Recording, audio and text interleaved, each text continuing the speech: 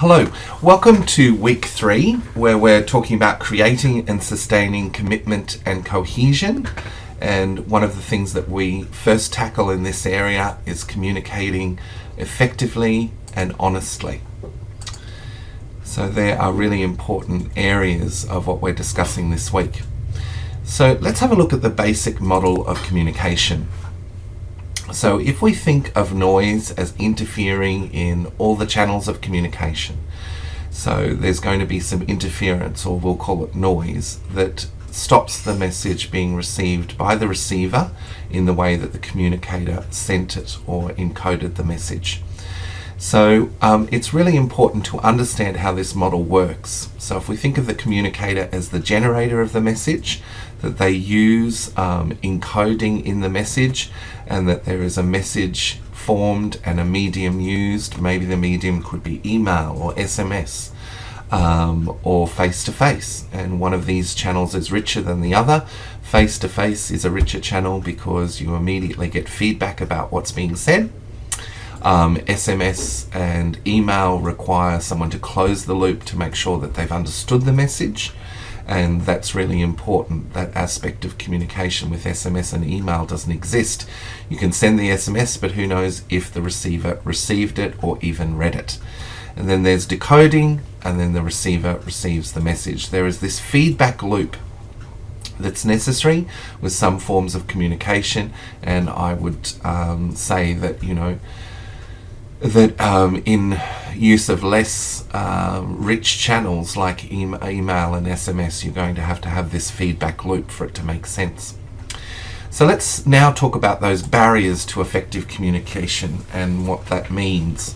So there can be inarticulateness. So what that means is a lack of ability to use the form of communication that the receiver is likely to understand.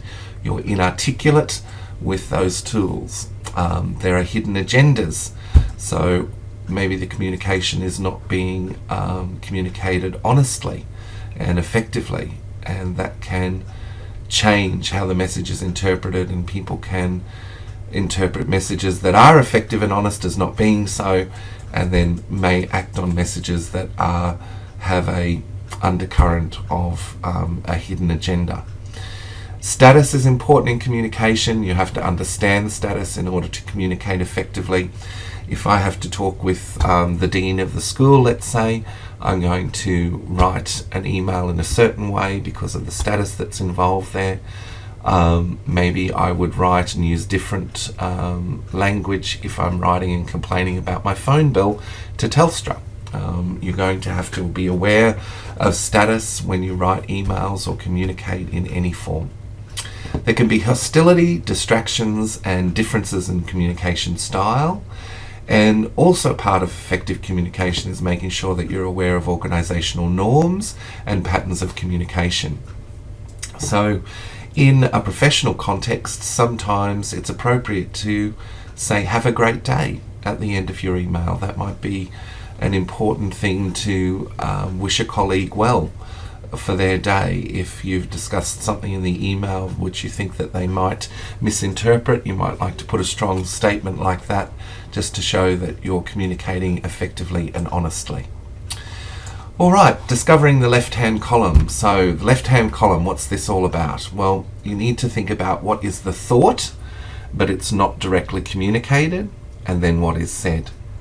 So there's some examples for you to run through in the textbook to try this out.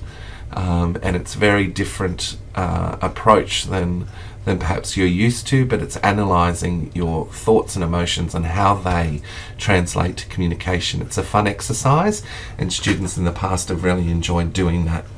So find a colleague, find a friend. If you're in flex mode and you're not doing this on campus, find someone that you trust to work with and discuss these elements, and put your findings on the forum.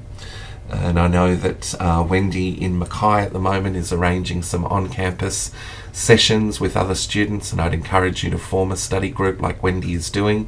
If you're a Mackay student in the area who would like to connect with Wendy, have a look at the forums and respond to Wendy's messages there, and you'll be able to form that study group. Finally, we look at reflective listening in the text, and it's about empathy. So empathy is a really complex emotion. Sometimes it's difficult for people to identify empathy.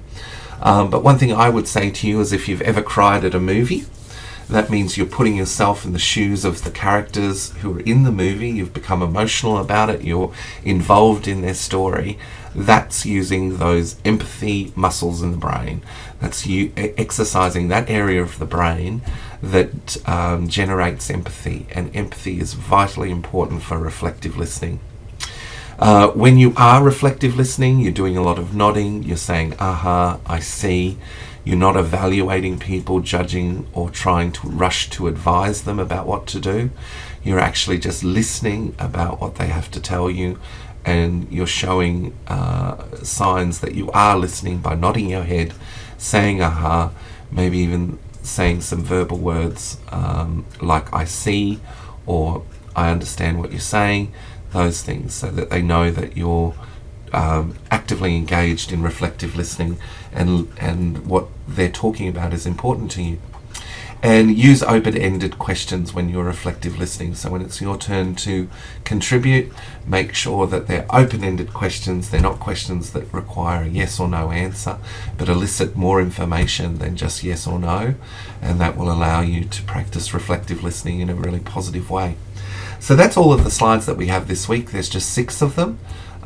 There's some reading from the textbook, but there's a lot of activity work to do, and those activities will really develop these competencies that are so important for this course.